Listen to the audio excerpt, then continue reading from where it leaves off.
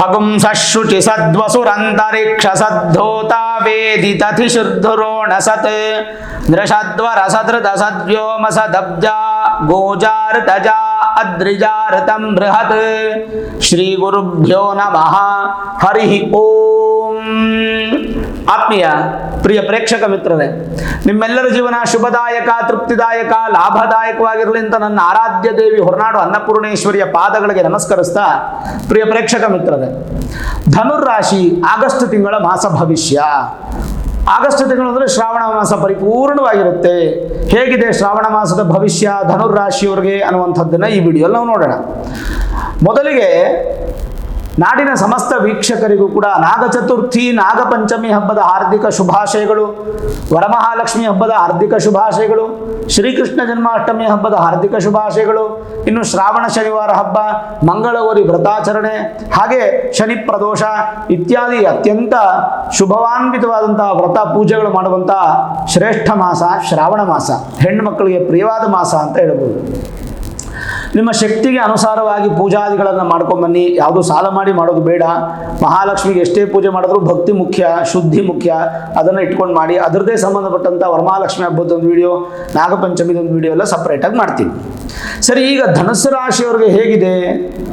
17ನೇ ತಾರೀಕು ರವಿ ಭಾಗ್ಯಸ್ಥಾನಕ್ಕೆ ಬರ್ತಾರೆ. ಅಂದರೆ ಸೂರ್ಯ ನಿಮ್ಮ ರಾಶಿಗೆ 9ನೇ ಮನೆಗೆ ಭಾಗ್ಯಸ್ಥಾನಕ್ಕೆ ಬರ್ತಾರೆ. ಅತ್ಯಂತ ಶುಭ ಫಲ. ಹಾಗೆ 22ನೇ ತಾರೀಕು ಬುಧ ಅಷ್ಟಮ ಸ್ಥಾನಕ್ಕೆ ಬರ್ತಾರೆ. ಅಷ್ಟೊಂದೇನು ಒಳ್ಳೆ ಫಲ ಇಲ್ಲ. ಇನ್ನು 24ನೇ ತಾರೀಕು ಶುಕ್ರ ಕನ್ಯಾ ರಾಶಿಗೆ ದಶಮ ಸ್ಥಾನಕ್ಕೆ ಬರ್ತಾರೆ. ಅಲ್ಲಿವರೆಗೂ ಶತ್ರು ಮನೆ ಇರ್ತಾರೆ. ಶುಕ್ರನಿಂದನೂ ಏನು ಹೆಚ್ಚು ಫಲ ಇಲ್ಲ. ಇನ್ನು 26ನೇ ತಾರೀಕು ಕುಜ ಸಪ್ತಮಕ್ಕೆ ಬರ್ತಾರೆ. ಅಲ್ಲೂ ಕೂಡ ಉತ್ತಮವಾದ ಫಲ ಕಾಣ್ತಿಲ್ಲ. ಆದರೆ ಗುರುಮಂಗಲ ಯೋಗ ಅನ್ನುವಂಥ ಯೋಗ ಮಾತ್ರ ನಿಮಗೆ ಅಪ್ಲೈ ಆಗುತ್ತೆ. ಸರಿ, ಈಗ ನೋಡಿ, ಜನ್ಮಜಾತಕ, ಜ್ಯೋತಿಷ್ಯ, ಗೋಚಾರ, ರಾಶಿ ಭವಿಷ್ಯ ಅಂದ್ರೇ ಹೀಗೆ. ಒಂದು ಬಲ ಹೋಯ್ತು ಅಂದರೆ ಇನ್ನೊಂದು ಬಲ ಬರುತ್ತೆ. ಭಗವಂತ ಕೊಟ್ಟೇ ಕೊಡ್ತಾನೆ, ಏನು ಭಯಪಡೋ ಅವಶ್ಯಕತೆ ಇಲ್ಲ. ಆದರೆ ಕೆಲವೊಂದಿಷ್ಟು ಪರಿಹಾರಗಳು ಅನ್ನುವಂಥದ್ದು ನಮಗೆ ಬೇಕಾಗತ್ತಲ್ಲ. ಆ ಪರಿಹಾರಕ್ಕೋಸ್ಕರ ನಾವೇನು ಮಾಡ್ತೀವಿ? ಖಂಡಿತವಾಗ್ಲೂ ಪರಿಹಾರಗಳಾದರೆ ನಾವು ಚೆನ್ನಾಗಿರ್ತೀವಿ ಅನ್ನೋದು ನಮ್ಮ ಭಾವನೆ. ಆ ಭಾವನೆಗೆ ತಕ್ಕಂತೆ ಫಲ ಸಿಗೋದಕ್ಕೆ ಪರಿಹಾರಗಳನ್ನು ಮಾಡ್ತೀವಿ.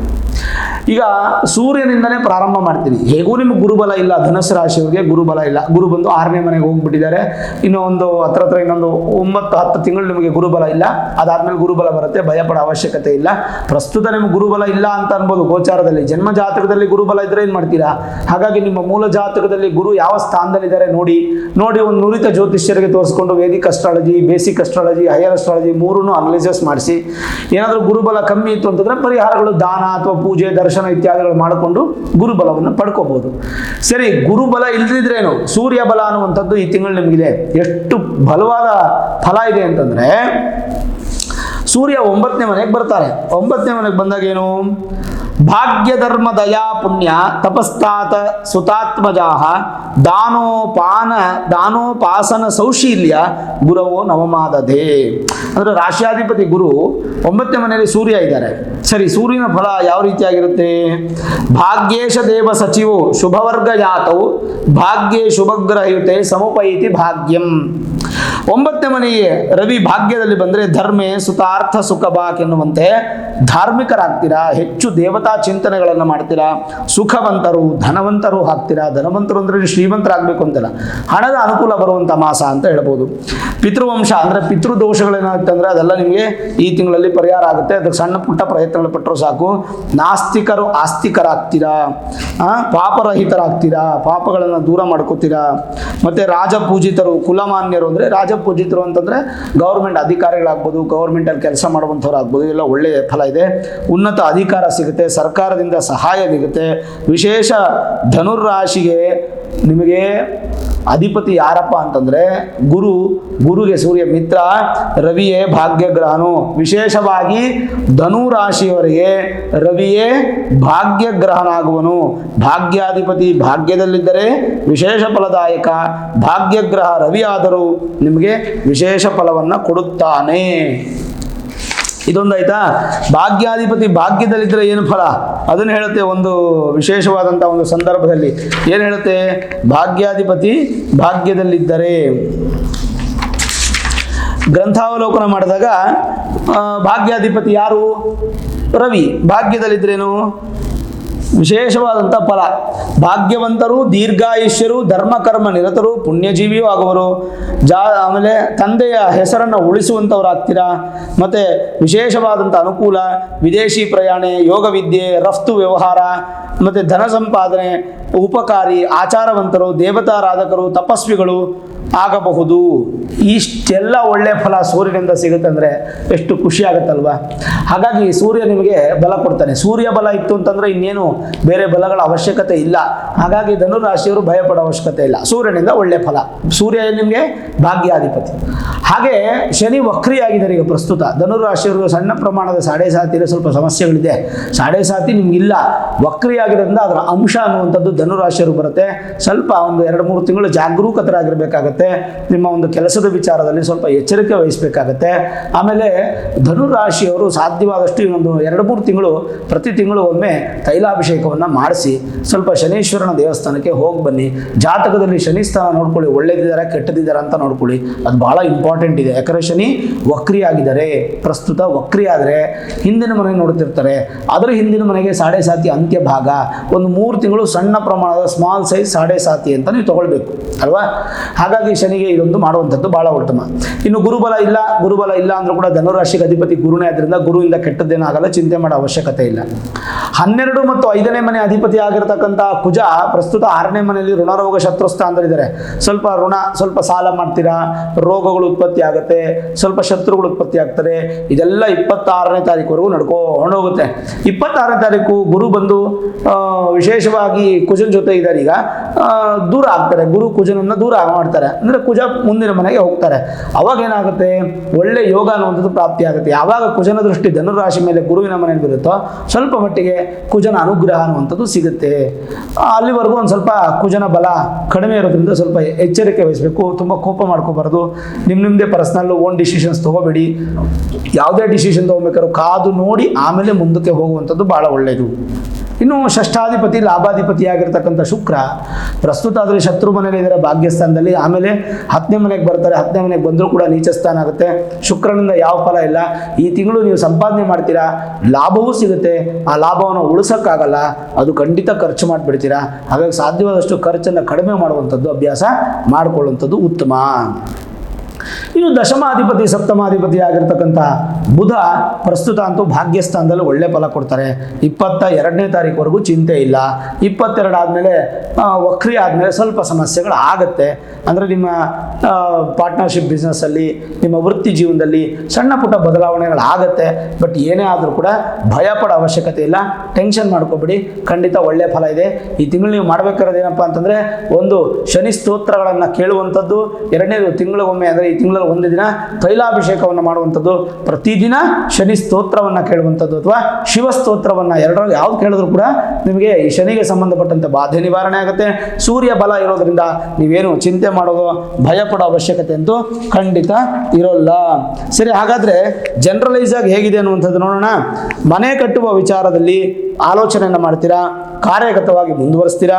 ನಿಮ್ಗೆ ಸ್ವಲ್ಪ ಅನುಕೂಲಗಳು ಚೆನ್ನಾಗಿದೆ. ಶುಭ ಸಮಾಚಾರದಿಂದ ಮನಸ್ಸಿಗೆ ಆನಂದ. ಉನ್ನತ ವಿದ್ಯೆ ಓದುವವರಿಗೆ ಉತ್ತಮ ಫಲ. ಅಂದರೆ ಪೋಸ್ಟ್ ಗ್ರ್ಯಾಜುಯೇಷನು, ಮಾಸ್ಟರ್ಸು, MBA ಅಥವಾ MD ಈ ಥರದ್ದು ಮಾಡೋಂಥವ್ರಿಗೆ ಅಥವಾ PhD ಮಾಡುವಂಥವ್ರಿಗೆ ಉತ್ತಮವಾದಂಥ ಮಾಸ. ವಿದ್ಯಾರ್ಥಿಗಳಿಗೆ ತುಂಬ ಚೆನ್ನಾಗಿದೆ, ಅತ್ಯಂತ ಶುಭದಾಯಕ. ರೈತರಿಗೆ, ಶಿಕ್ಷಕರಿಗೆ ಇಬ್ಬರಿಗೂ ಕೂಡ ಚೆನ್ನಾಗಿದೆ. ಸ್ಥಾನ ಪಲ್ಲಟವಾಗುವಂಥ ಸಾಧ್ಯತೆ. ಕುಟುಂಬದಲ್ಲಿ ನೆಮ್ಮದಿಯ ವಾತಾವರಣ. ಸಂಗೀತ, ಕ್ರೀಡೆಗಳಲ್ಲಿ ಹೆಚ್ಚಿನ ಆಸಕ್ತಿ. ಆಧ್ಯಾತ್ಮ ಜ್ಞಾನ ವೃದ್ಧಿಯಾಗುವಂಥ ಎಲ್ಲ ಲಕ್ಷಣಗಳು ಹೆಚ್ಚು ಕಾಣ್ತಾ ಇದೆ. ಇನ್ನು ಹೊಸ ಕೆಲಸದ ನಿರೀಕ್ಷೆ ಇದ್ದರೆ ಜಯಪ್ರಾಪ್ತಿ ಇದೆ. ರಾಜಕೀಯ ಕ್ಷೇತ್ರದಲ್ಲಿ ಅಧಿಕವಾದಂಥ ಮಾಸ, ಒಳ್ಳೆ ಲಾಭ ಪಡುವಂಥ ಮಾಸ ಅಂತ ಹೇಳ್ಬೋದು. ಮತ್ತು ತಿಂಗಳ ಅಂತ್ಯದಲ್ಲಿ ಮನಸ್ಸಿಗೆ ಮತ್ತಷ್ಟು ಸಂತೋಷ. ಮುಂದಿನ ಜೀವನದ ಬಗ್ಗೆ ಮಹತ್ವಪೂರ್ಣ ನಿರ್ಧಾರ, ಮೃಷ್ಟಾನ್ನ ಭೋಜನ ಈ ತಿಂಗಳು ಪೂರ್ತಿ ನಿಮಗೆ ಪ್ರಾಪ್ತಿಯಾಗುತ್ತೆ. ಬಟ್ಟೆ ವ್ಯಾಪಾರಗಳಿಗೆ ಶುಭ ಫಲ, ಅಧಿಕ ಲಾಭ. ಆಸ್ಪತ್ರೆ ಸಿಬ್ಬಂದಿಯವರಿಗೆ ಉತ್ತಮ ಫಲ, ಅನಿರೀಕ್ಷಿತ ಧನಲಾಭ ಪ್ರಾಪ್ತಿ. ಶುಭ ಕಾರ್ಯಗಳು ನಡೆಯುವಂಥದ್ದು, ಮನಸ್ಸಿಗೆ ಸಂತೋಷ ಆಗುವಂಥ ಸಾಧ್ಯತೆಗಳು. ಸರ್ಕಾರಿ ಕೆಲಸ ಕಾರ್ಯಗಳಲ್ಲಿ ಉತ್ತಮವಾದ ಪ್ರಗತಿ. ವಿದೇಶಿ ಪ್ರಯಾಣವನ್ನು ಮಾಡ್ತೀರಾ. ಹಿರಿಯ ಅಧಿಕಾರಿಗಳಿಂದ ಸಹಾಯ ಸಿಗುತ್ತೆ. ಸ್ಥಾನಪಲ್ಲಟ ಅನ್ನುವಂಥದ್ದು ಮತ್ತೊಂದು ಉದ್ಯೋಗದ ವಿಚಾರವಾಗಿ ನಿರೀಕ್ಷೆ ಮಾಡಬಹುದು. ಮತ್ತು ಪಾಲುದಾರಿಕೆಯಲ್ಲಿ ಅಂದರೆ ಪಾರ್ಟ್ನರ್ಶಿಪ್ ಬಿಸ್ನೆಸ್ಸಲ್ಲಿ ಓಕೆ. ಬಂಡವಾಳ ಹೂಡಿಕೆಗೆ ಈ ಮಾಸ ತುಂಬ ಚೆನ್ನಾಗಿದೆ. ಸ್ಥಿರ ಆಸ್ತಿ ಖರೀದಿ ಮಾಡಬೇಕಾ, ಈ ತಿಂಗಳು ತುಂಬ ಚೆನ್ನಾಗಿದೆ, ನಿರ್ಧಾರ ತಗೊಳ್ಳಿ. ಮತ್ತು ತಿಂಗಳ ಅಂತ್ಯದಲ್ಲಿ ಮತ್ತಷ್ಟು ಶುಭ ಫಲವನ್ನು ಪಡಿಬೇಕಾದ್ರೆ ಶನಿ ಶಿವನನ್ನು ಆರಾಧನೆ ಮಾಡಿ, ಖಂಡಿತ ನಿಮಗೆ ಒಳ್ಳೆಯದಾಗುತ್ತೆ. ಬಂಧುಗಳ ಆಗಮನದಿಂದ ಮನಸ್ಸಿಗೆ ಸಂತೋಷದ ವಾತಾವರಣ. ಸ್ತ್ರೀಯರಿಗೆ ಅತ್ಯಂತ ಶುಭ ಮಾಸ. ಬಂಗಾರ ಹಾಗೂ ಲೋಹವನ್ನು ಖರೀದಿ ಮಾಡಲಿಕ್ಕೆ ಈ ಮಾಸ ತುಂಬ ಚೆನ್ನಾಗಿದೆ. ಮತ್ತು ಕುಟುಂಬದಲ್ಲಿ ನೆಮ್ಮದಿಯ ವಾತಾವರಣ ಇದ್ದು ಅಲ್ಪ ಪ್ರಗತಿ, ಸ್ವಲ್ಪ ವೃಥಾ ತಿರುಗಾಟ ಇರುತ್ತೆ, ಅದನ್ನು ಸ್ವಲ್ಪ ಬ್ಯಾಲೆನ್ಸ್ ಮಾಡಿ. ಸಹೋದರರ ಸಹಾಯ, ಜೀವನದ ಮುಂದಿನ ದಿನಗಳ ಬಗ್ಗೆ ಆಲೋಚನೆ ಹೆಚ್ಚು ಮಾಡ್ತೀರಾ. ಏನೋ ಒಂದು ಇನ್ಶೂರೆನ್ಸ್ ಮಾಡಿಸೋದು, ಲೈಫ್ ಇನ್ಶೂರೆನ್ಸ್ ಮಾಡಿಸೋದು, ಹೆಲ್ತ್ ಇನ್ಶೂರೆನ್ಸ್ ಮಾಡಿಸೋದು, ಈ ಥರದ್ದು ಏನಾದರೂ ಮಾಡಿಕೊಂಡು ಸ್ವಲ್ಪ ಮನಸ್ಸಿಗೆ ಸಂತೋಷವನ್ನು ಪಡಿತೀರಾ. ಇದೆಲ್ಲ ಶುಭ ಫಲ. ನೆಗೆಟಿವ್ ಏನಿದೆ ನೋಡೋಣ ಅದನ್ನು. ಆಸ್ತಿ ಖರೀದಿಸುವಂಥ ಸಂದರ್ಭದಲ್ಲಿ ಸ್ವಲ್ಪ ಮೋಸ ಹೋಗುವ ಸಾಧ್ಯತೆ, ಹುಷಾರಾಗಿರಬೇಕು. ಪತ್ರಗಳನ್ನೆಲ್ಲ ಸರಿ ನೋಡ್ಕೋಬೇಕು. ಮತ್ತು ವಾಹನ ಚಾಲನೆ ಸ್ವಲ್ಪ ಎಚ್ಚರ ವಹಿಸ್ತಕ್ಕಂಥದ್ದು ಒಳ್ಳೆಯದು. ಬೆಲೆ ಬಾಳುವ ವಸ್ತುಗಳ ಕಡೆ ಗಮನವಿರಲಿ. ಕಳ್ಳತನವಾಗುವಂಥ ಸಾಧ್ಯತೆ, ಮತ್ತು ಹೊಟ್ಟೆ ಮತ್ತು ಜೀರ್ಣಕ್ರಿಯೆ ಸಂಬಂಧಪಟ್ಟಂಥ ತೊಂದರೆಗಳಾಗುವಂಥ ಸಾಧ್ಯತೆ. ವಿಶ್ರಾಂತಿ ಸ್ವಲ್ಪ ಈ ತಿಂಗಳು ಒಂಚೂರು ಬೇಕಾಗಬಹುದು. ಅದರ ಜೊತೆಗೆ ಈ ಫೈನಾನ್ಸ್, ಹಣದ ವ್ಯವಹಾರದಲ್ಲಿ ಸ್ವಲ್ಪ ನಷ್ಟ, ಸಾಲಬಾಧೆ, ನಷ್ಟ ಸಂಭವ ಆಗ್ಬೋದು, ಸಾಲಬಾಧೆ ಆಗ್ಬೋದು. ಸಣ್ಣ ಪುಟ್ಟ ತೊಂದರೆಗಳು ಬರ್ಬೋದು, ಜಗಳಗಳಾಗ್ಬೋದು. ಸ್ವಲ್ಪ ಕೋರ್ಟು ಕಚೇರಿ ಕೇಸು ಸ್ಟೇಷನ್ ಈ ಥರ ಆಗೋದು, ಏಟು ಬೀಳೋದು, ರಕ್ತ ಬರೋದು, ಸ್ವಲ್ಪ ರೆಸ್ಟ್ ತಗೊಳ್ಳೋದು, ಈ ಥರದ್ದು ಆಗ್ಬೋದು. ಸ್ವಲ್ಪ ಅವ್ರಿಗೆ ಜಾಗೃತಿ ಆಗಿರ್ತಕ್ಕಂಥದ್ದು ಭಾಳ ಉತ್ತಮ. ಶಸ್ತ್ರಚಿಕಿತ್ಸೆ ಸಾಧ್ಯತೆಗಳು ಅದು ಕೂಡ ಇದೆ. ಭಯದ ವಾತಾವರಣ ಬರ್ಬೋದು. ಮಾನನಷ್ಟ, ಗೌಪ್ಯ ವಿಚಾರಗಳನ್ನು ಯಾರಿಗೂ ಹೇಳಕ್ಕೆ ಹೋಗ್ಬೇಡಿ. ಸಾಧ್ಯವಾದಷ್ಟು ಈ ತಿಂಗಳು ನೀವು ಇವೆಲ್ಲ ರಿಲೇಟೆಡ್ ಟು ಶನಿನೇ ಅಂತ ಹೇಳ್ಬೋದು. ಹಾಗಾಗಿ ನಾನು ಶನಿ ಹೆಂಗೆ ಗುರುಗಳೇ ನಮಗೆ 7.5 ಹೊಟ್ಟೋಯ್ತಲ್ಲ ಧನುಸು ರಾಶಿಯವರಿಗೆ, ಮತ್ತು ಶನಿ ಹೆಂಗೆ ಪ್ರಾರಂಭ ಆಯ್ತು ಅಂದರೆ, ಶನಿ ಈಗ ವಕ್ರಿ ಆಗಿರೋದ್ರಿಂದ ಕುಂಭರಾಶಿಯಲ್ಲಿ ವಕ್ರಿಯಾಗಿ ಮಕರ ರಾಶಿಯನ್ನು ನೋಡ್ತಾ ಇದ್ದಾರೆ. ಹಾಗಾಗಿ ಧನುಸ್ಸು, ಮಕರ, ಕುಂಭ ಈ 3 ರಾಶಿಗಳಿಗೆ 7.5 ಎಫೆಕ್ಟ್ ಬರುತ್ತೆ. ಒಂದು ತಾತ್ಕಾಲಿಕವಾಗಿ ಒಂದು 2-3 ತಿಂಗಳು ನಿಮ್ಗೆ 7.5 ಅಪ್ಲೈ ಆಗೋದ್ರಿಂದ ಸ್ವಲ್ಪ ಹುಷಾರಾಗಿ ವ್ಯವಹಾರ ಮಾಡಿಕೊಂಡು ಸ್ವಲ್ಪ ಜಾಗರೂಕತರಾಗಿರಬೇಕು ಅನ್ನುವಂಥದ್ದು ನಾನು ಭಾಳ ಮುಖ್ಯವಾಗಿ ನಿಮ್ಗೆ ಹೇಳ್ತೀನಿ. ಹಾಗಾಗಿ ಆದಷ್ಟು ಸ್ವಲ್ಪ ಧೈರ್ಯವಾಗಿರಿ, ಬಲಿಷ್ಠವಾಗಿರಿ. ಖಂಡಿತ ನಿಮಗೆ ಶುಭ ಫಲ ಅನ್ನೋದು ಪ್ರಾಪ್ತಿಯಾಗುತ್ತೆ. ಓವರಾಲ್ ನೋಡಿದಾಗ ಉತ್ತಮವಾದಂಥ ಸಂದರ್ಭವೇ. ಸೂರ್ಯನ ಬಲ ಚೆನ್ನಾಗೇ ಇದೆ, ಭಯಪಡೋ ಅವಶ್ಯಕತೆ ಇಲ್ಲ.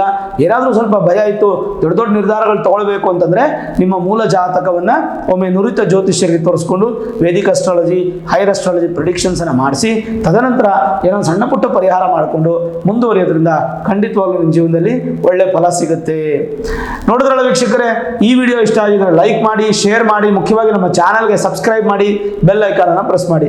ಪ್ರತಿನಿತ್ಯ ನಾನು ಪೂಜೆ ಮಾಡುವಂತಹ ನನ್ನ ಆರಾಧ್ಯ ದೇವಿ ಹೊರನಾಡು ಅನ್ನಪೂರ್ಣೇಶ್ವರಿ ಆಶೀರ್ವಾದ, ಅನುಗ್ರಹ ಸದಾಕಾಲ ನಿಮಗಿರಲಿ ಅಂತ ಪ್ರಾರ್ಥನೆ ಮಾಡ್ತಾ, ಸರ್ವೇ ಜನಾಃ ಸುಖಿನೋ ಭವಂತು, ಸಮಸ್ತ ಸನ್ಮಂಗಳಾನಿ ಭವಂತು.